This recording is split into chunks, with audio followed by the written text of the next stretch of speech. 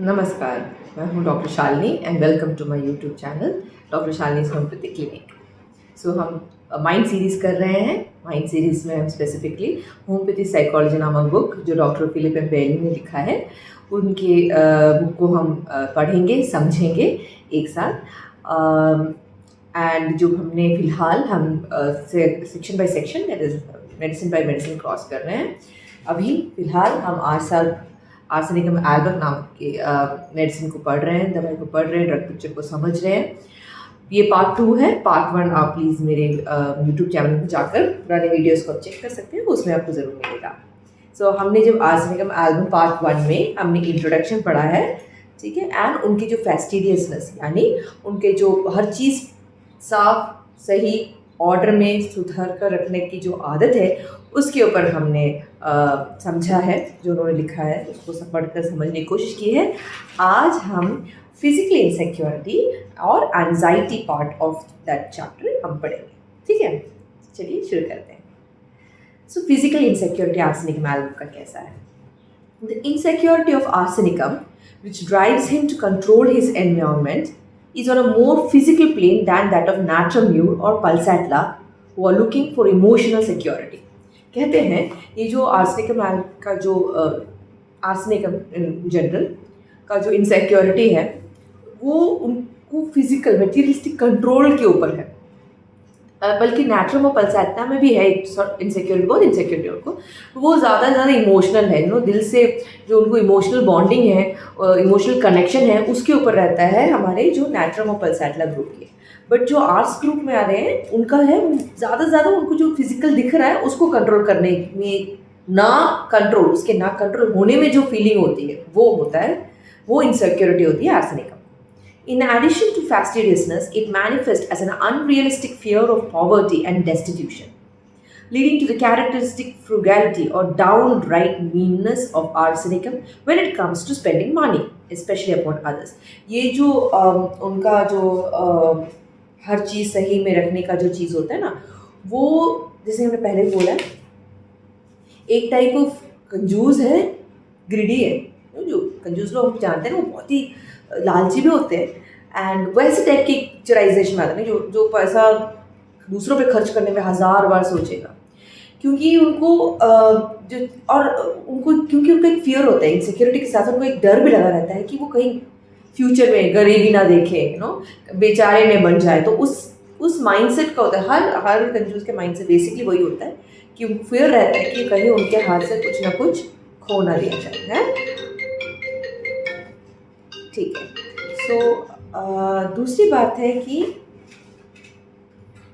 arsenic people tend to keep a tight hold on the purse strings out of fear that they will not have enough to get by on in future. जैसे मैंने कहा, it also leads to a tendency for the arsenic individual to collect or hoard almost any spare item that may one day become unuseful. तो देखते हो कहीं पे hoarders कहते हैं, होर्डर्स यानी वो लोग चीज़ जो उनको कोई चीज़ फेंकना बहुत मुश्किल लगता है, क्योंकि उनको लगता है आज नहीं शायद बाद में मुझे यूज़ आ सकता है, वैसे टाइप का जो नेचर के लोग दिखते हैं ना वैसे। It also leads to tendency for the arsenicum individual, हाँ तो ये मैंने कहा, bits of string, paper clips, scrap paper and empty jars will all be carefully saved and put tidily away for future use. So ये जो छोटे छोटे strings होते हैं, पेपर क्लिप्स, स्क्रैप पेपर, वो सब बांध के एक डब्बे में साइड में एकदम नीट, वहाँ पे भी नीट करके रखेंगे आगे फ्यूचर में यूज़ करने के लिए। Waste not, want not, and if you look after the pennies the pounds will look after themselves, are saying that in all likelihood were coined by arsenicum. So ये एक sayings है, sayings या मुहावरा है जहाँ पे कहते हैं ना जो चीज़ नहीं चाहिए उसको फेंकना नहीं है, कभी ना कभी ज़रूरत हो सकता है। अगर आप चिल्लरों की वैल्यू करेंगे तो पैसे अपने आप बढ़ने लगेंगे, आप फालतू नहीं, you're not spending unnecessarily, वैसी टाइप ऑफ मुहावरे। तो कहते हैं कि ये जो डिकेंस के कैरेक्टर सब ऑलमोस्ट आर्स के ही कैरेक्टर है। So Dickens' character Ebenezer Scrooge is beautifully faithful portrait of more extreme kind of arsenicum myself. Character का example दे रहा है। To Scrooge, financial correctness came before all else, eclipsing all consideration of the heart. In true arsenicum style, Scrooge attempted to justify his meanness on moral grounds. condemning the irresponsibility that led other people into debt. तो वो character को specialisation कर रहे हैं कि बता रहे हैं कि उस जो जो क्या अगर उन्होंने आपने पढ़ा है उस कैरेक्टर को तो आपको तब समझ में आएगा कि वो अपने हर जो पैसे ना देने की वजह को वो इसलिए बोलते हैं कि ना वो मैं फ्यूचर सोच के दे रहा हूँ ना, इसलिए मैं खर्च नहीं कर रहा हूँ, मुझे अपना लॉजिकल एक्सप्लेनेशन है क्यों मैं नहीं खर्च कर रहा हूँ. सो वैसे टाइप ऑफ कैरेक्टर के बारे में वो डिस्कस कर रहे हैं. He was not only mean but also obsessively punctual and totally unrelenting when imposing his standards upon others. तो वो जो कैरेक्टर है वो ना ही बहुत ही मीन यानी बहुत ही खराब, बहुत ही सख्त अजीब टाइप का, दूसरे को हर्ट करने वाला टाइप का व्यक्ति है, बल्कि वो बहुत ही पंक्चुअल भी है. उसको टाइम बहुत प्रॉब्लम है, करेक्ट टाइम पे पहुंचना है, जिस टाइम में बोला है उस टाइम पे पहुंचना है, नहीं तो वो बहुत चिड़चिड़ा बढ़ जाता है. एंड खुद का ही खुद, जैसे हमने पिछले इस पार्ट में पढ़ा था, आज लोग दूसरों से भी यही उम्मीद करते हैं जो भी उनके साथ है. ये नहीं कि घर के वालों कोई भी उनके साथ हो, उन सबसे वही उम्मीद करते हैं जैसे वो हो तुम भी वैसा बनो. Now, however, even Scrooge had a heart, and like him, many Arsenicum learned to modify their tight physical control in favor of more human consideration. पर वो उतने ज़ाहिल दिल के नहीं होते हैं, उनको भी कहते हैं कि वो भी थोड़े दिल से अच्छे होते हैं. सो जब उनको पता चलता है, महसूस होता है कि हमें थोड़ा मॉडिफाई करना है, तो अपने हिसाब से वो थोड़ा बहुत एडजस्ट कर लेते हैं. Now, hypochondriasis is another expression of the physical insecurity of arsenicum. That is delusions of illness. Hypochondriasis यानी ज़्यादा ही सोचना, किसी और चीज़ के बारे में हद से ज़्यादा हिस्टेरिकल ढंग से सोचना. ठीक है, सो उनको जो है फिजिकल इनसिक्योरिटी है डेल्यूशंस, इलनेस, किसी भी चीज़ की, किसी भी बीमारी की उनको एक डेल्यूशन सा होता है. डेल्यूशन यानी मिथ्या धारण होता है कि हाँ मुझे तो कुछ तो प्रॉब्लम, कुछ हुआ नहीं, अरे ये स्किन रैश है, ज़रूर स्किन कैंसर होगा, अरे मुझे पेट दर्द हो रहा है, कहीं कुछ कैंसर ना हो, या फिर कुछ बहुत ही डेंजरस खतरनाक नामक कोई कंडीशन ना हो. The fear of illness can lead to an obsession with personal hygiene, though not to an extent seen in closely related syphilis. सिफिलिनम में बहुत ही ऑब्सेसिव कंपल्सिव डिसऑर्डर है उनका, जो साफ सुथरा रखने का उस लेवल के लिए नहीं है, लेकिन क्योंकि वो अपने आप को सोचते हैं कि मुझे कहीं ना कहीं कैसे भी किसी से भी मुझे डिसीज हो सकता है, बीमारी लग सकती है, तो अपने आप को बहुत ही साफ सुथरा हाइजीनिक मेंटेन करते हैं और डाइट भी बहुत अच्छा पक्का फॉलो करते हैं. The hypochondriacal arsenicum individual may take a cupboard full of dietary supplements each day in an attempt to ward off sickness and is likely to subscribe to every health magazine on the market. So कहते हैं कि जिनको ज़्यादा ही hypochondriasis, ज़्यादा ही सोचते हैं, ज़्यादा उनको टेंशन होती है, हालुसिनेशंस जैसे डिल्यूशंस होते हैं, उनको कुछ प्रॉब्लम है, उनके कबोर्ड में पूरे के पूरे सप्लीमेंट्स रखे होंगे, या फिर ज़्यादा हेल्थ मैगजीन देखते हैं. कि अभी की जनरेशन देखे जाए तो वो लोग जो ज़्यादा यूट्यूब में मेडिसिन के रिलेटेड देखते हैं, हेल्थ रिलेटेड देखते हैं, डाइट रिलेटेड फॉलोअप करते हैं, है ना. सो वो फॉलो पक्का एकदम up to date point to point follow करने की कोशिश करते हैं, वो सब उस कैटेगरी में लिया जा सकता है. Now one common obsession is with regular bowel habits. In keeping with Freud's description of the anal retentive type, the arsenicum individual may become overly concerned with her bowel habit and that of her children, even in the absence of constipation. Now, this obsession appears to be more common in arsenicum women than men. Old ladies who are addicted to purgatives and who eventually end up in hospital with potassium deficiency are often arsenicum type. ये कहते हैं कि जैसे कि Freud ने पहले बताया वो एनल रिटेंटिव टाइप है. सो उस टाइप के कैरेक्टर का क्या होता है कि उनका जो बेसिक होता है, जो मूलधार होता है, उनको मोशन जाने का या फिर कंट्रोल करने का, या फिर उसमें ही उनमें अटक रहते हैं कि अच्छा जा रहा तो भी लगता है कि नहीं अच्छा नहीं जा रहा है, थोड़ा सब इस स्लाइड से चेंज होता है, तो बहुत ही फोकस रहते हैं कि मेरा स्टूल कैसे जा रहा है, मेरा और मेरे बच्चों का बेस. ये यूजुअली वुमेन में ज़्यादा, औरतों में ज़्यादा देखा जाता है आदमियों से कंपेरिजन में. सो जैसे बोलते कि जो ओल्ड एज लेडीज होती है जो हमेशा कुछ ना कुछ पाउडर खा लेते हैं सिस्टम क्लियर करने के लिए, ताकि मोशन हमेशा क्लियर रहे, कॉन्स्टिपेशन हो या ना हो खा लेना चाहिए, वो अगर वैसे कोई मिलता है तो you can think about arsenicum. When the arsenicum patient is sick, he is likely to take it very seriously. He is concerned with treating minor ailments like colds enthusiastically with vitamin C, inhalation, and even bed rest may appear to be nothing more than prudence, but underlying his sensible, thorough approach is a fear of serious illness and ultimately of death. So हम जैसे normal करते हैं वैसे वो भी करते हैं. सो ये सिम्टम ढूंढना थोड़ा मुश्किल रहेगा, बट अगर हम ट्रेंड है तो बाकी सिम्टम्स के हिसाब से हम पकड़ लेते हैं. जैसे कि वो कोई भी कोल्ड हो, सर्दी खांसी जुकाम तो विटामिन खा लेंगे, अच्छा इनहेलेशन ले लेंगे, गार्गल कर लेंगे, एकदम पक्का रहेंगे, तो हमको लगता है हाँ ये प्रॉपर फॉलो कर रहे हैं। बट उसके पीछे उनका ये रहता है कि कहीं ना कहीं मुझे सबसे ज़्यादा कुछ सीरियस लाइक निमोनिया या फिर मुझे कुछ ज़्यादा प्रॉब्लमेटिक कंडीशन ना हो कि इसके कारण डेथ हो जाए।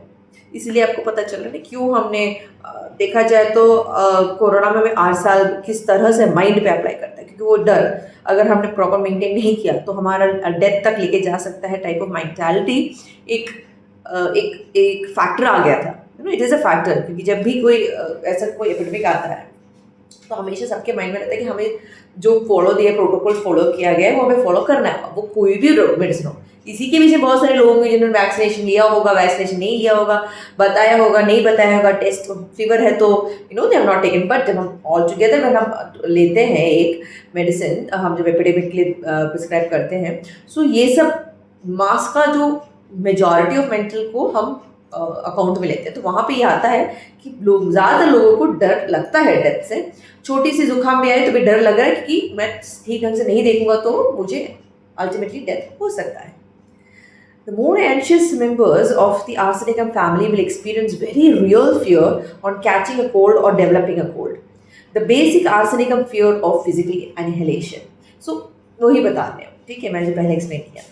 Some arsenicum people are so hypochondriacal that they end up doing the rounds of doctors and therapists, rejecting each one in turn because they fail to recognize the deadly disease that the patient is sure he has. वो ऐसे थोड़े जो बहुत सारे hypochondriac patients होते हैं वो दर बदर एक एक डॉक्टर को एक एक stream of system of medicine को फॉलो करते रहेंगे, वो उनको रिजेक्ट करेंगे अगर उनके मन में जो कंडीशन को है, जो उन्होंने ठान रखी है मेरे में है, और उस डॉक्टर ने नहीं बताया तो नहीं, वो डॉक्टर का लगता है। इस माइंड सेट में वो डॉक्टर बदलते रहता है। द स्लाइटेस्ट सिम्टम्स में convince the anxious arsenicum that he has cancer and send him to the doctor to be saved if it is not too late. So थोड़ा भी, जैसे मैंने पहले कहा, कहीं दर्द हो रहा है कैंसर, स्किन में प्रॉब्लम कैंसर, वैसा टाइप की मेंटालिटी में कैंसर से डर लगता है। Ironically, the arsenicum individual really is more prone to developing cancer constitutionally than most other types. But ताज्जुब की बात यह है, ये या महज इत्तेफाक है, कुछ भी कह सकते हैं, but compare to other drugs other remedies, Philip Bailey कहते हैं कि आर्सेनिक इंडिविजुअल को ज़्यादा कैंसर अफेक्ट होने के चांसेस हैं as compared to other constitutional medicine people. One could argue that the constant fear of deadly disease eventually manifests just that in the body, or alternatively that the arsenicum individual realizes, at least subconsciously, that he is more prone to cancer than most. Bailey sir कह रहे हैं कि या तो बार बार इस cancer के बारे में सोच के माइंड जो सोचता है वो होने लगता है, या फिर सबकॉन्शियसली इस पेशेंट को पता होता है, सबकॉन्शियसली या उनके आंतरिक दिमाग में ये बात है, जानते हैं कि उनको खतरा कैंसर से है। सो ऐसे भी हो सकता है, दो टाइप से भी हो सकता है। Now, even relatively well-balanced arsenicum have a fear of death that haunts them from time to time. They may feel uneasy at funerals when hearing of the death of someone whom they were not particularly close to, or when the subject of death comes up in conversation. So, healthy arsenic को भी मरने से या मरने के बाद से या फिर मृत्यु से बहुत डर लगता है, या कहीं पे भी कोई गुजर गए उनके घर में बैठना जाना सबसे उनसे डर लगता है। स्पेशली कोई पास का कोई बात कर रहा हो इसके ऊपर तो बहुत ही रेस्टलेस सा महसूस करते हैं। Death is the ultimate uncontrollable unknown, and the very thought of it generates anxiety in the security conscious arsenicum mind. So बात ये होता है कि जैसे कहा उनको फिजिकल में हर चीज़ अपने कंट्रोल में रखना पसंद है, पर जो मृत्यु होती है वो किसी के कंट्रोल में होता नहीं है, वो तो अपना ही होता है, वो तो सब अपने सर पे लिख के आते हैं, वो उसके कंट्रोल में है नहीं, पता भी नहीं चलता। सो वो जो चीज़ उसके कंट्रोल में नहीं है, जो चीज़ उसके कंट्रोल के बाहर है, उसको सोच के जैसे उसको फिजिकली रेस्टलेसनेस फीलिंग होती है, वो यहाँ पे भी होता है। Now, similarly, arsenicum has a fear of being alone in the dark and a tendency for ailments and anxieties to intensify at night, particularly in the small hours when the unconscious mind is more accessible and chaos knocks on the door. It is interesting that syphilinum, a remedy type very close to arsenicum, has just the opposite, a love affair with all things deadly. So, ये कहते हैं कि जो arsenicum को अंधेरे से भी डर लगता है, ठीक है। एंड ये सारे चीज़ें, ये सारे डर होता है सब कुछ रात में, स्पेशली जो सुबह बी स्मॉल आवर्स यानी 2 से 3 या 4, जब हम अच्छी नींद में होते, गहराई की नींद में होते, तब वो ज़्यादा उनके मन में वो फियर या फिर डर बैठ जाता है। बट ये कहते हैं कि जो सिफिलिनम है, जो आर्सेनिकम से बहुत ही क्लोज रिश्ता रहता है, एक महत्वपूर्ण डिस्टिंक्शन ये है कि सिफिलिनम को रात में कोई प्रॉब्लम नहीं है। उसको हर चीज़ रात में प्रॉब्लम नहीं की बात नहीं, जो हर चीज़ से जो डर है, डेथ है, जो चीज़ मृत्यु है, उससे उसको बहुत प्यार है एज कम्पेयर टू आर्सेनिकम जो बहुत डरते हैं। तो अब अगले टॉपिक में आते हैं, एंजाइटी। ठीक है। Arsenicum is one of the principal anxious remedy, जैसे हमने पहले कहा। In the relatively well-balanced individual, anxiety may not be a big problem. It may surface occasionally as an irrational fear that finances are running out, that the spot on his arm is malignant, or that his children have some serious illness. So कहते हैं anxious है, और even अगर अच्छे खासे individual balance individual रहते हैं ना, उनको बस कभी कभी थोड़ा डर रहता है ना, मेरे पास जो पैसे हैं ख़त्म हो जाएंगे, पॉवर्टी आने वाली है, गरीबी आ सकती है, या फिर मेरे हाथ में कोई स्पॉट है, या फिर कोई वॉट है, वो शायद कहीं कैंसर ना हो जाए, या फिर बच्चों को कोई बड़ी प्रॉब्लमेटिक डिजीज ना हो. So most arsenics are well in control of their life and can absorb a lot of stress before their defense mechanism break down. तो कहते हैं ज़्यादातर जो आर्सेनिक में उनकी कंट्रोल में रहते हैं हर चीज़ लाइफ में. ऐसा नहीं कि वो जल्दी हड़बड़ाहट में डॉक्टर के पास भागते हैं, बट जब टूटता है तो बहुत बहुत टाइम लगता है. अच्छा डिफेंस मैकेनिज्म है उनका, बट सबकी बोलते हैं सबका एक हद होता है, सबकी एक लिमिट होती है. Consequently, a great many arsenic patients will not come over as anxious in the consulting room. Also, कहते हैं कि जब वो आपके पास आता है तो लगता नहीं कि वो एंजाइटी वाला पेशेंट है. The younger ones in particularly are likely to appear confident and fearless. It is only when life has dealt arsenicum a few heavy blows that he begins to fall prey to anxiety in a big way. अगर कोई छोटा सा आता है, कोई young youth आपके पास आ रहा है, तो बहुत मुश्किल है पता लगाना, क्योंकि वो बहुत ही फियरलेस रहता है, वो बहुत ही कंट्रोल रहता है, बहुत ही लीडरशिप क्वालिटी रहता है, वो प्रिम प्रॉपर रहता है, फोकस्ड रहता है. सो हम उसको आइडेंटिफाई करने में मिस कर लेते हैं. बट और ये भी कहते हैं कि आर्सेनिकम यूजुअली लाइफ के बहुत ऊपर चढ़ाव होते हैं ज़िंदगी में. तो जब जब नीचे गिरना होता है, गिरने के बाद जो स्टेज उनके लाइफ में उनके साथ जो फीलिंग होता है, जो एक्सपीरियंस होता है, वहाँ आर्सेनिक का सही रंग दिखने लगता है, निखरता है. Now, until then, he usually gives an impression of confidence in public, and this impression is not misleading, as it is often with lycopodium and natramur. वो जेन्युइनली कॉन्फिडेंट रहते हैं, जेन्युइनली फियरलेस रहते हैं, ना कि वो दिखावा कर रहे हैं जैसे यूजुअली नाइट्राम्यूर और लाइकोपोडियम दिखाते हैं. वो दिखाना नहीं चाहते कि वो कितने डरे हुए हैं या फिर कितने इनसिक्योर हैं, बट मुखौटा में वो बहुत खुश दिखाते हैं नाइट्राम्यूर और लाइकोपोडियम. बट आर्सेनिक वैसे नहीं. जब वो लीडर दिखा रहे हैं, वो जेन्युइनली उनको डर नहीं रहता है उस स्टेज ऑफ लाइफ में. Arsenicum is also closely related to both Nux vomica and sulfur and shares the self-confidence of these types to some extent. However, under continued stress, arsenicum will develop anxiety to a far greater extent. Similarity है नक्स और sulphur में, but उनका जो continue stress में उन दोनों से comparatively उनका एंजाइटी बहुत ज़्यादा है. Since arsenicum individuals tend to be self-disciplined and in control of their lives, rather like the Callies and the Natrums, they are liable to break quite suddenly when they can no longer cope with stress. कहते हैं कि बहुत ही self discipline and controlled में होते हैं, जैसे कैली group और nitrum भी कंट्रोल में रहते हैं. बट जैसे मैंने पहले कहा, सबकी एक लिमिट होती है, लिमिट के बाद वो ब्रेक डाउन हो जाता है. When this happens it is generally called a nervous break down. इसको नर्वस ब्रेक डाउन कहते हैं. Anxiety suddenly becomes overwhelming and the person ceases to function rationally.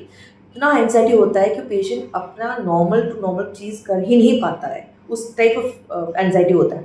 In the case of arsenicum, the anxiety will generally focus upon the characteristic fears of illness, death, and poverty, as well as free-floating fear, particularly when alone and at night. जैसे इनका सारे fears जो है ना, गरीबी, बेचारापन, बीमारी, मृत्यु, ये सब बहुत ज़्यादा सा उनको ज़्यादा फीलिंग होता है. एंड रात में जो भी चीज़, फिनांस, कुछ भी, सब एकदम हाई, 10-12 हज़ार गुना ज़्यादा उनका एंजाइटी इफेक्ट हो जाता है.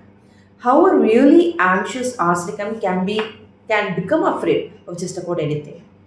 There are 14 rubrics for arsenicum in Kent's repertoire in black type or italics under the heading anxiety. कहते हैं कि arsenicum जैसे normal हर anxious constitution में होता है, बहुत सारे fears होते हैं, and Kent ने 14 rubrics ब्लैक और इटैलिक्स में डाल के रखा हुआ है जहाँ under the heading of anxiety repertory में, ठीक है, केंट्स रेपर्टरी में. The most obvious thing about a very anxious arsenicum person is his restlessness. Kent anguish driving him from place to place. वो बहुत रेस्टलेस है.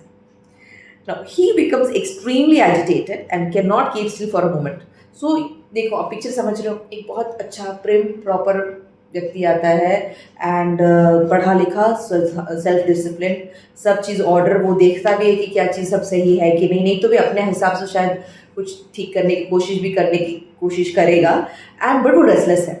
उसकी बात या फिर रेस्टलेस रहेगा, या फिर सोच रेस्टलेस रहेगा, या फिर उसकी हरकतें रेस्टलेस रहेंगे.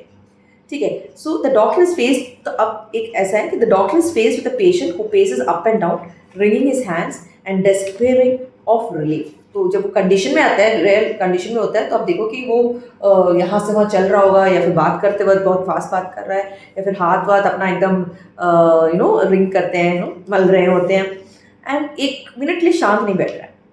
Unlike an agitated phosphorus, an agitated arsenicum is very hard to reassure. Now, अब यही चीज़ आप फॉस्फोरस में भी देख सकते हो, या फिर कोई भी एंटीज, यूजुअली हम फॉस्फोरस के साथ कंपेयर करेंगे, तो फॉस्फोरस को अगर आप बोलोगे नहीं सब ठीक हो जाएगा, ओके अब शांत रखिए, तो फॉस्फोरस काम डाउन हो जाएंगे. आर्स नहीं मानेगा, आर्स वैसे ही रहेंगे, उनका बॉडी लैंग्वेज वैसा ही मेंटेन रहेगा. If you tell him that everything will be all right, he may stop his pacing for a moment and say, "Oh doctor, do you really think so?" And then return to his despair and his agitation as if nothing had been said. जैसे कहा, जब doctor बोलेंगे सुनेंगे, बोलते अच्छा आपको लगता है मुझे कोई प्रॉब्लम नहीं है, डॉक्टर बोलेगा हाँ ठीक है, फिर वो जाने अनजाने में फिर से वही प्रोसेस, वही हाथ करना या फिर पाँव दम हिलाते रहना, या फिर अगर बाहर वेटिंग रूम में है तो चलते रहना. अगर सपोज पेशेंट वाइफ है तो हस्बैंड का प्रोसेस ऐसा होगा तो हस्बैंड इज आर्स, वैसा लाइक उसका जो टेंशन होता है, जो एंजाइटी होती है. ठीक है. Now like aconite, he may think that he is about to die and nothing will persuade him to the contrary except a high potency of arsenicum. Aconite जैसे इनको भी fear of death है, और वो कहते हैं कि अगर बाकी सारे physical general सही मिल रहे हैं, तो अगर हाई डोज आर्स दिया जाए तो उनका जो fear of death है वो काफ़ी हद तक कंट्रोल में लिया जा सकता है. Sometimes the stage of fearful agitation is seen in those who really are dying. In these cases, a dose of the remedy can bring about a peaceful end. तो कहते हैं ये जो स्टेज ऑफ एजिटेशन है, जो anxiety है, जो मरने से पहले होने वाला वो जो फड़फड़ाहट है, कभी कभी उस स्टेज में भी हम देख सकते हैं. अगर हम आपसे आइडेंटिफाई कर रहे हैं तो एक हाई डोज दिया जाए तो, या फिर डिपेंडिंग अपॉन पोटेंसी डोज दिया जाए तो उनका जो डेथ है वो पीसफुल डेथ हो सकता है. Now, some anxious arsenicum develop a fear of being poisoned. ठीक है. So this form of paranoia is commonly seen in senile patients who most probably resonated to the energy of arsenicum all of their life, but did not display this characteristic until their mental health had deteriorated towards dementia. ये कहते हैं कि Paranoia यानी जो चीज़ है नहीं उसके बारे में सोच के टेंशन लेके उसी के ऊपर ज़्यादा हाइपर होना, सो वो उनको है कि कोई उन्हें जहर दे रहा है. ये यूजली बुढ़ापे या फिर ओल्ड एज बुजुर्ग लोगों में देखा जाता है जिनको डिमेंशिया का कंडीशन अफेक्ट हो चुका है, एंड उन लोगों को जिनको यूथ में या फिर मिडिल एज में आर्सेनिक का जो कॉन्स्टिट्यूशन होता है रेमेडी की ज़रूरत होती है, बट वो उनकी कैरेक्टर्स दिखाते नहीं है. सब कुछ अपने पहले जिसका वो सब कुछ अपने इमोशन को कंट्रोल में रखते हैं जब तक उनकी वो लिमिट ना पहुंच जाए. सो ये लोग बहुत पूरे साल ज़िंदगी भर उस लिमिट को रहते हैं, और जब डिमेंशिया हो जाता है अपने कंट्रोल में रहता नहीं है, वो अपना कंट्रोल खोते हैं, एंड दैट रिफ्लेक्ट्स इस तरह से. ठीक है. उन लोगों को ऐसा फियर ऑफ पॉइजन, कोई मुझे मारना चाहता है, पॉइजन दे के मारना चाहता है, सिम्टम आता है. Many highly poisonous remedies have this fear of being poisoned as part of their remedy picture. Therefore, it is not surprising to find it in arsenic, which for centuries was the most popular poison in Europe. तो कहते हैं कि जो भी highly poisonous remedies हैं हमारे homeopathy में, उन सबको ये चीज़ है, हर पॉइजनस पदार्थ से बनाया गया जो रेमेडी है उनके जो बैकग्राउंड कॉन्स्टिट्यूशन माइंड में ये है कि मुझे पॉइजन से मारा जाएगा. तो कहते हैं जाहिर सी बात है आर्सेनिकम को तो ये होगा ही, क्योंकि कितने सालों कितनी सेंचुरीज तक यूरोप में आर्सेनिक एक इम्पॉर्टेंट मेडिसिन था जो पॉइजन के तौर से इस्तेमाल किया जाता था, तो जाहिर से कि इन पेशेंट के जो क्रूड जो बेस फॉर्म में वो फियर है। सो इसके साथ हमारा जो आज का पार्ट 2 ऑफ आर्सेनिकम एल्बम, जहाँ पे हमने फिजिकल इनसिक्योरिटी एंड एंजाइटी के बारे में कवर किए, ख़त्म होता है। उम्मीद करते हैं आपको एक आइडिया मिल गया है, जैसे कि हमारे सबसे पहले फास्टिडियस आर्सेनिकम का जो की है, अपने आप को सबका सप्रेस करके रखना एंड फैस्टिडियसनेस, साफ सुथरा सब ऑर्डर में रखना, और फिजिकल इनसिक्योरिटी होता है उनका हर चीज़ मेटीरियलिस्टिक प्लेन में होता है, इमोशनल से ज़्यादा, और वो जो कहते हैं वही दूसरे से भी एक्सपेक्ट भी करते हैं, वो जैसे रहते हैं वही दूसरे से भी एक्सपेक्ट करते हैं, बट काफ़ी हद तक वो मैनेज कर लेते हैं जब हेल्दी रहते हैं। फिजिकल इनसिक्योरिटी के अंदर क्या, like no miser, fear of poverty, कंजूस, लालची, क्योंकि वो गरीबी नहीं चाहते हैं तो उसको सेव करने के लिए वो सब पैसे बचा कर रखने की कोशिश करते हैं, उनके हिसाब से वो सही है। और जो मोशन होता है उसके लिए कोई भी दवा खाते हैं, जो रेगुलरली दवा खा रहे हैं, प्रॉब्लम नहीं है लेकिन फिर मैं दवा खा लेती हूँ ताकि वो हो ना हो, और बच्चों को भी दे रहे हैं, तो ये सब के आर्सेनिक ग्रुप के अंदर आता है। और ये बहुत हाइपोकॉन्ड्रिक होते हैं, जैसे कि कुछ सर्दी जुकाम हो तो वो ज़रूर डेथ में, वहाँ सीधा यहाँ से वहाँ तक पूरा, ये नहीं कि ठीक हो जाएंगे, वो करते ठीक होने के लिए, क्योंकि उनको लगता है कि नहीं करूँगी तो डेथ हो जाएगा। एंड एंजाइटी, जैसे नॉर्मल एंजियस रेमेडीज़ में जैसा होता है वैसे एंजाइटी सब सिम्टम्स दिखाते हैं, बट इनका जो होता है, क्योंकि बहुत डिफेंस मैकेनिज्म के अच्छे होने के कारण बहुत सहते हैं, इसके कारण जब ब्रेकडाउन होता है तो नर्वस ब्रेकडाउन लेवल पर पहुँच जाते हैं, ठीक है। और लाइकोपोडियम नेचुरल म्यूल की तरह वो दिखावा नहीं करते कि जब वो फियरलेस रहते हैं, जब नहीं रहते फियरलेस तो फियरलेस विदा सही में वो नहीं फियरलेस है। एंड फिर क्या कहते हैं उन्होंने, हाँ, कि उनको फियर रहता है, बहुत सारे फियर्स रहते हैं कि 14 रूब्रिक्स में दिया है कैंसर रेपर्टरी में, और वो एजिटेटेड रहते हैं आपकी क्लिनिक में। बेसिकली देखा जाए तो जब वाइफ प्रेग्नेंट होता है, लेबर में जाते हैं, तो कोई कोई हस्बैंड काम बैठे रहते हैं, आराम से बैठे रहते हैं, डॉक्टर बोलते हैं कि ठीक है हो जाएगा, they will become all right, but कोई को बहुत चलते बहुत एंजाइटी होती है, बल्कि नॉर्मल डिलीवरी कुछ भी नहीं, कुछ कॉम्प्लिकेशन भी नहीं हो तब की बात। जब कॉम्प्लिकेशन होती है हर एक इंसान एंजाइटी होता है, पर नहीं, सब नॉर्मल है, कुछ नहीं, बच्चा भी हो गया, सब हो गया, फिर भी वो एंशियस है, उसको समझ में नहीं आ रहा है, वैसे टाइप ऑफ पर्सन आपको पिक्चर के लिए मैं बता रही थी।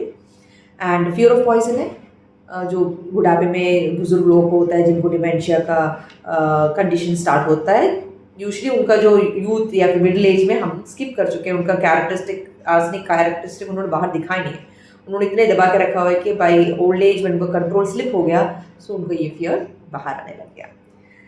सो ये था इन शॉर्ट। तो अब पार्ट 3 करेंगे हम लोग नेक्स्ट वीडियो में, जहाँ पे सस्पिशन, डाउन टू अर्थ, ये 2 पार्ट हम कर सकते हैं, शायद ये एरिस्टोक्रेट देखते हैं हम कर पाएंगे कि नहीं। एंड उसके बाद डिटर्मिनेशन, एंगर, सेल्फनेस बहुत बड़ा पार्ट है, सो ये लगेगा 2-3-4 पार्ट, क्योंकि मैं नहीं चाहती कि हम लोग एक पूरा 30 या 1 आवर का वीडियो करें, क्यों, बिकॉज पर्सनली मुझे एक सेट में 1 घंटा बैठ के एक पूरा जो मेडिसिन है उसको पढ़कर समझना थोड़ा मुश्किल लगता है। सो अगर आपको लगता है कि आप सुन सकते हो, समझ सकते हो 1 घंटा, सो प्लीज़ बताइएगा, आई एम रेडी, मैं वैसे फॉलोअप करूँगी। सो प्लीज़ लाइक, कमेंट कीजिए एंड सब्सक्राइब कीजिए, और शेयर कीजिए बच्चों को जो होमोपैथ्स हैं एंड जो पढ़ रहे हैं, कहीं ना कहीं उनको फ़ायदा भी होगा। सो अंटिल नेक्स्ट टाइम अपना ख्याल रखिएगा।